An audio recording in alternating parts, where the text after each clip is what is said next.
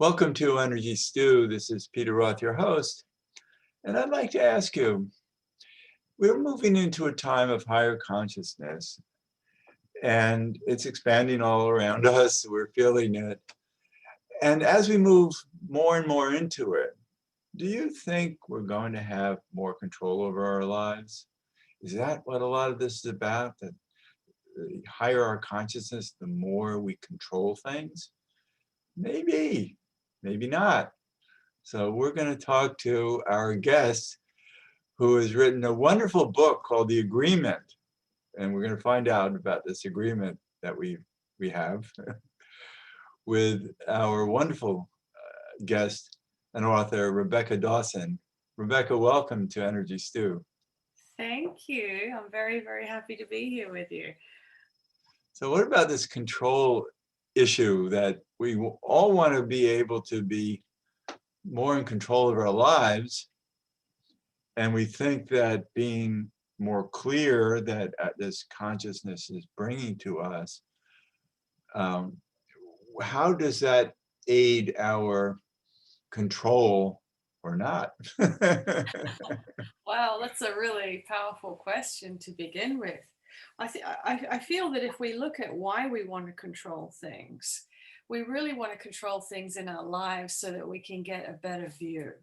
If we can keep this in position or know how this is going to move, if we can anticipate things, if we can constrain things or accelerate things, it's really about getting a greater view of where everything sits on the map of life. And so Good. quite often we think we want to control things for the microscopic movement of life, but it's actually so we can get that greater view. If we can see where everything is, we feel safe. And we also feel empowered. And so to be able to have a greater view of consciousness, it kind of negates that need to microscopically manage or control life. So the more conscious we become, the more we can see, the less requirement there is to control, but the safer we feel. So maybe we'll feel more that life is under control. It doesn't need our immediate attention to the details as much. Well, I think it actually, we lose that kind of insatiable appetite for control because we become so fascinated by the view. And this is really such an important distinction. And I'm so glad you brought it up because quite often we get into metaphysics and spiritual inquiry and learning so that we can create or so that we can manifest. But quite often we want to manifest or create so that we can have an experience or be in control of our experience. What we really desire is to experience being creators and experiencers at the same time. But none of that has anything to do with control. That has to be with being in that position where we can see the entire view, know that it's all an extension of us, and experience it too. And in that moment, there is no requirement for control because it all just exists. But this is a different way of understanding how our minds work in relation to our egos. Because Absolutely. there's so much that there's so much suffering that goes on this planet, and what a lot of what we want to control is to either avoid the suffering or lessen it, and or get rid of it as much as we can to control the whatever brings it, and so uh, our egos, our survival mechanism, wants to manipulate as much as possible. It does. And I think really the mind likes to keep us in a space of comfort and neutrality rather than allow us to become comfortable in the intensity of life and the intensity of experience. And I think this is a really important point because quite often, the more conscious we become, there's an expectation that we'll have more of the joy and the happiness and the peace in life and less of the disruption and the disturbance and the despair and grief and those sorts of things. But all of those expressions of life are part of our human capacity to feel. And indeed, the more conscious we become, the more intense all of those experiences are. So it's actually turning up the volume on how much we can feel. And so a lot of people that are awakening are quite caught by surprise when all of the emotions that perhaps they thought they were going to move away from suddenly become more intensified within themselves. Now, So, this is scary. yeah, it is, but we're all, everyone that's really conscious right now or is awakening is feeling all of that, myself included. And so we begin to encompass the full range of experience because the more conscious you are, the more you experience the full range of human experience, the more you get the intensity of it. It's like going outside and seeing that sunlight change and seeing all of the colors amped up whenever there's a change in vibrational frequency or pitch. Same thing's happening with ourselves right now.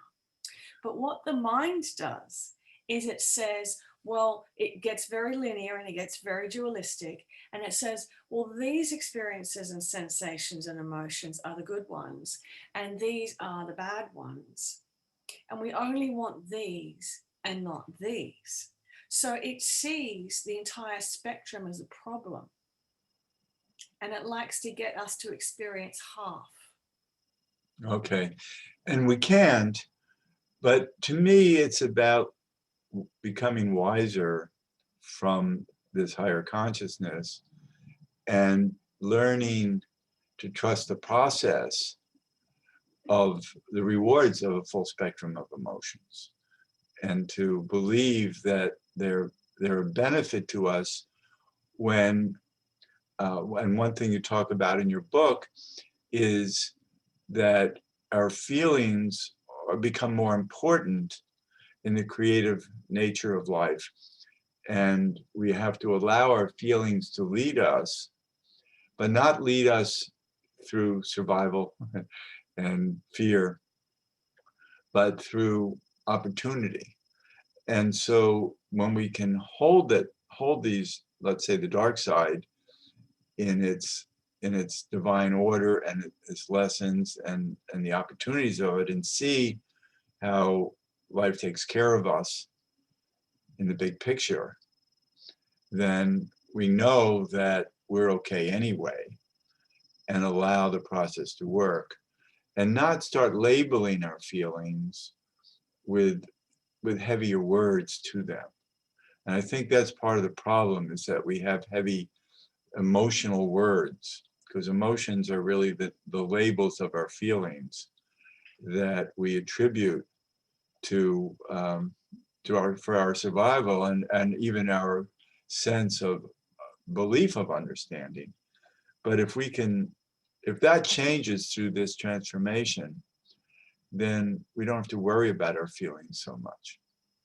Well, really, I mean, feelings are assigned value through our minds because that's what our minds have learnt to do in the conditions that we've been introduced to.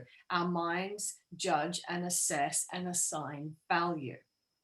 And the other thing that mind does is it likes to solve problems. And if there isn't a problem, it's most likely going to try and identify one for you so that it can go and solve it, because that's what it's designed in its current state to do. So we begin to see feelings as problems to be solved, and we assign value to them. Yes. And yet, if we look at all of the spectrum of color, when light gets refracted through a prism, you have the entire spectrum of color. It's all valid. It's all valid. There isn't one color there that's necessarily more valuable than another. It's exactly the same with our feeling state. And we do like to call emotion feeling state because emotion is actually a sensorial capacity.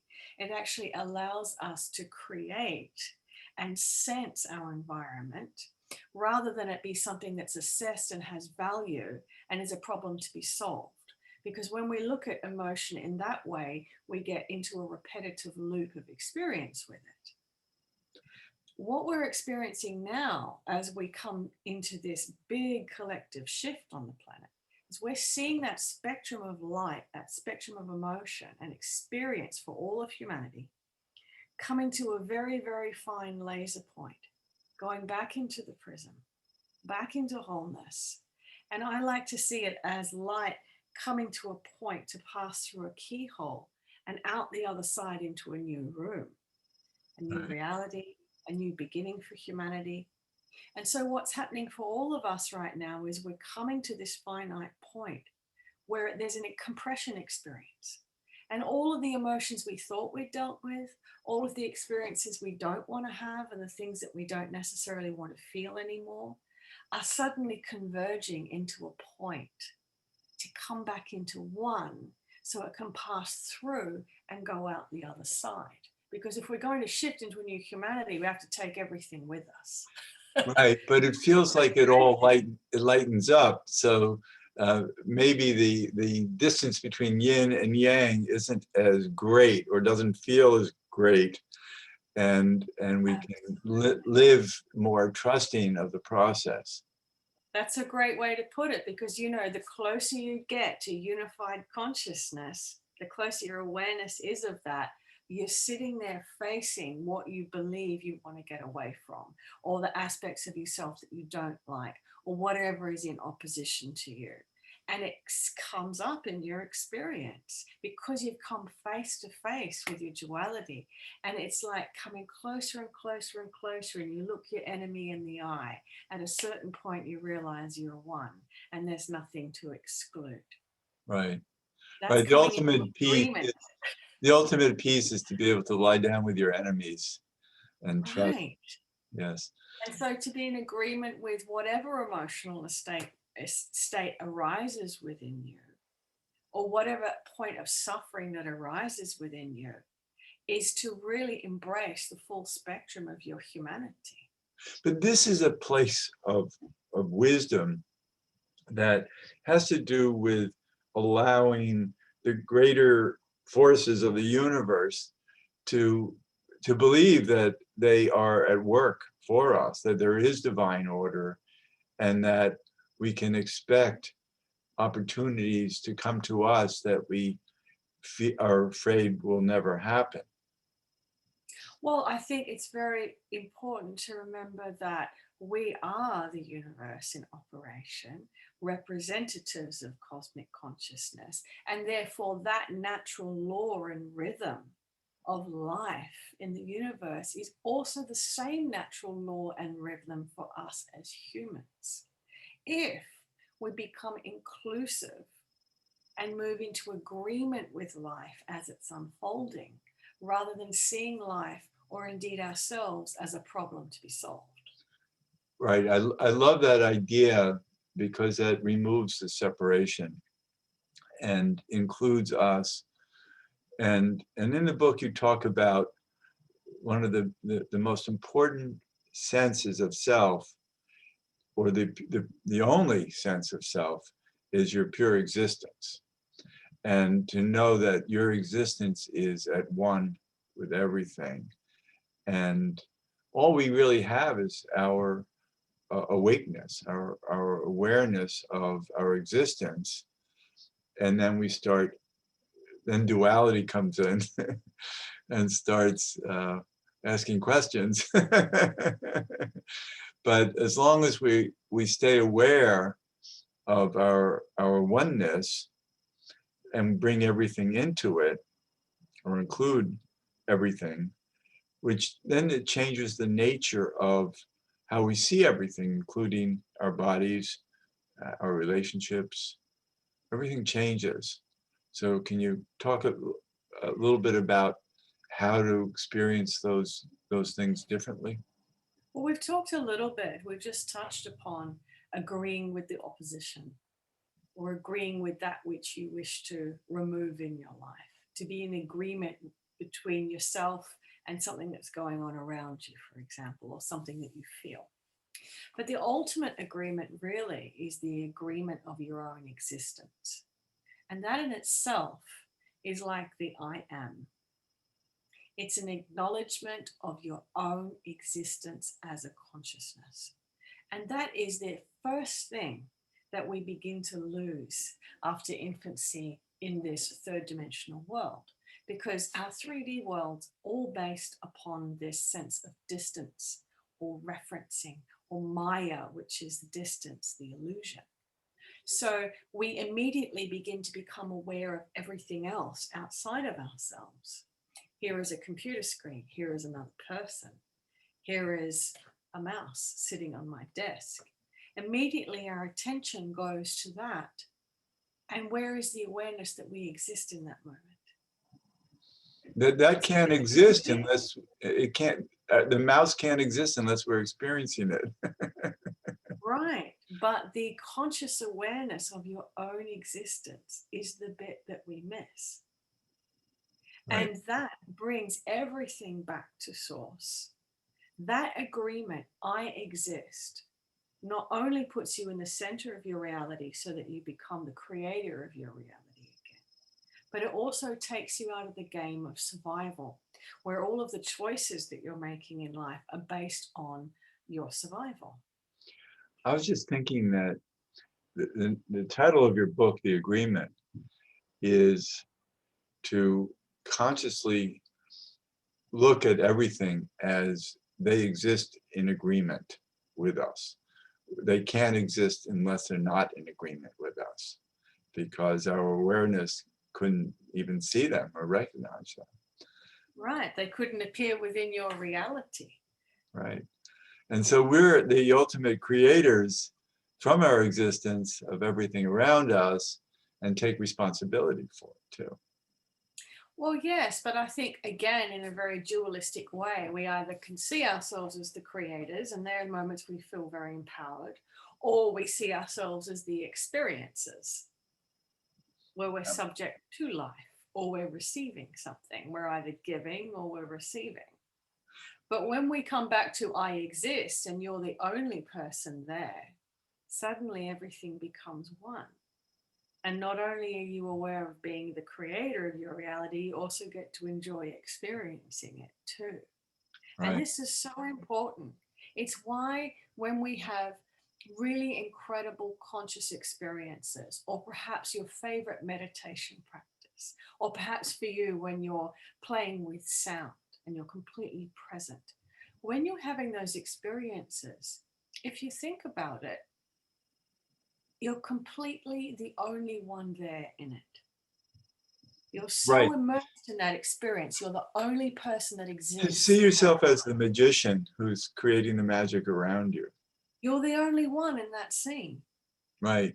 And I love that because I feel that way a lot, that I'm walking around the streets and I see that everyone I pass, there's some magic that person exists in my reality.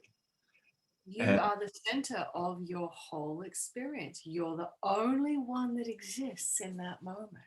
right, but it's the beauty of bringing it together to be the creator of the magic of everything that crosses my path, everything, that it all is in order to be there in my reality, versus anybody else's. They have their different realities, and they have to be responsible for theirs.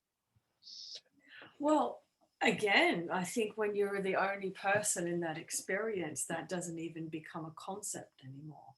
I like to see reality as spherical, particularly as we're moving into 5D now. And our point of view or our existence sits at the center of that, like the nucleus in a cell. And everything that is appearing around you is an extension of you. And even if you're Yes. walking down a busy street, like I believe you're in New York, so you know that they're busy streets usually. A bit different to where Usually, I live. lately they're pretty busy, at least in my Yeah. neighborhood.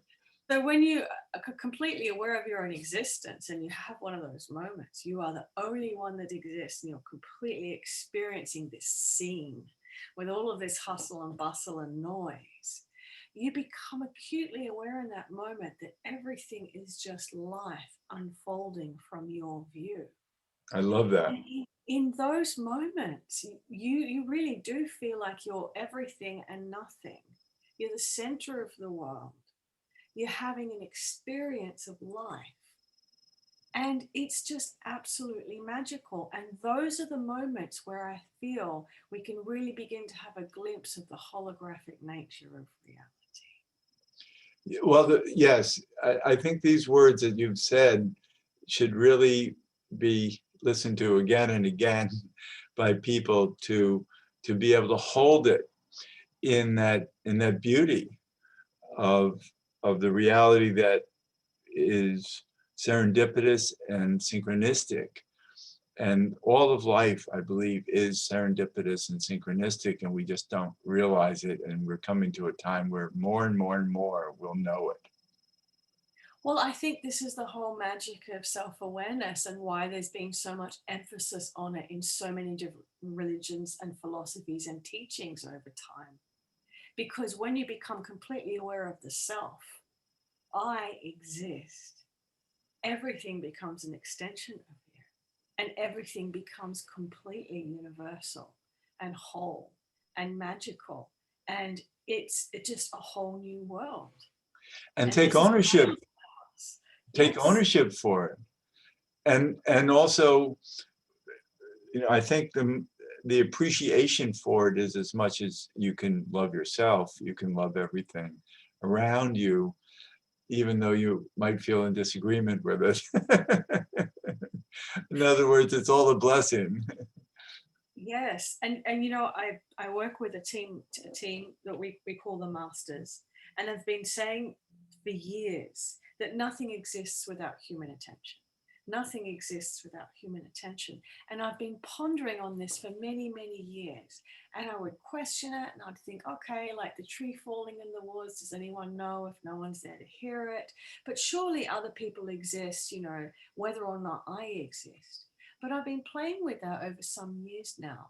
And once I began to have the experience of the I exist, where I am the only one in this experience, and I'm just viewing a landscape of reality, I actually started to understand what that meant. I love that. Nothing exists without human attention. It's like a hologram that we're creating. Right, And it's only our consciousness that can create this hologram. right. So if I didn't exist and I wasn't here, would you exist? Not for me, you wouldn't. Right. Nothing would exist. That's That's right. actually how there's a healing method called Ho'oponopono. You might have heard of it. Yes, I And have. it's powerful because you take responsibility for the existence of everything around you. It puts you back in the center of your reality again, back Yeah, into the center of the sphere. right. Yeah. This is so wonderful. And, it really needs to be um, thought about a lot, just like you have been pondering this idea. I think it'll become clearer and clearer to all of us as our consciousness carries us forward into that greater clarity that we'll be having, and hopefully all of humanity, is growing into this equally. We'll see. When you look at a landscape of mountains, you can look out and think, wow, that's wonderful. It's gorgeous. Look at it. It's perfect the way it is. It's magnificent. Nature in action. You're not looking at that trying to say, I need to change the shape of that mountain there, and I just want to rearrange a few trees. We just see it as natural life. Right. And yet, if you looked at a landscape of humans, like if you were walking down the street in New York, would you have the same approach? Would you Interesting. see it as a So landscape let of it all be perfect as it is, because also these mountains and forests will change on their own. There are forest fires and all kinds of things that happen. right? And nature just has its own way, and we're part of it because we're also transitory. This is lifetime is a Yes. drop in the bucket of our soul journey. And so just experience what you've got. Yes, and let us not forget that humanity is a landscape, not a problem to be solved. Yes. And I love that. So we're getting near the end of the show, and I want to make sure people realize that we're speaking to the author of a wonderful book that's all about this, and it's so enjoyable to read, The Agreement. And your name is Rebecca Dawson, Dawson, and you have a website, I do. and that's RebeccaDawson.net, right? very easy to find. Yeah. No, I've been there. I think it's a beautiful website. It's well Thank done. you. I had a lot of fun creating it. Sure. Yeah, good. And that's, I think that's a good way to end the show is to have a lot of fun in just being in the creation of this reality that we're all living in the absolute form that we're talking about. Yeah, be the creator and the experiencer. You can have it all. Yeah, wow. But it's nice to know that we're coming into a time where this is expanding everywhere. So it might take a while to reach the consciousness of many people, but it's getting there, and we're in the middle of it. Or I don't know if we're in the middle of it yet, but we're certainly heading more and more into it. Well, I think life is naturally directing our attention back to ourselves during what's happening at the moment around the world. We're That's being true. invited to come back to this. Right, that's true. In this era of lockdowns, we're experiencing ourselves in a way that we can now reinterpret them better. That's right. We're getting a greater sense of self again. That's wonderful. Wow. Yeah. So I really enjoyed talking with you. And Thanks, you. Rebecca. Thank you. And this is Peter Roth, your host of Energy Stew at prn.fm. I can be reached at peter@heartriver, HEART river.org. I'd love to hear from you, and thanks so much for listening.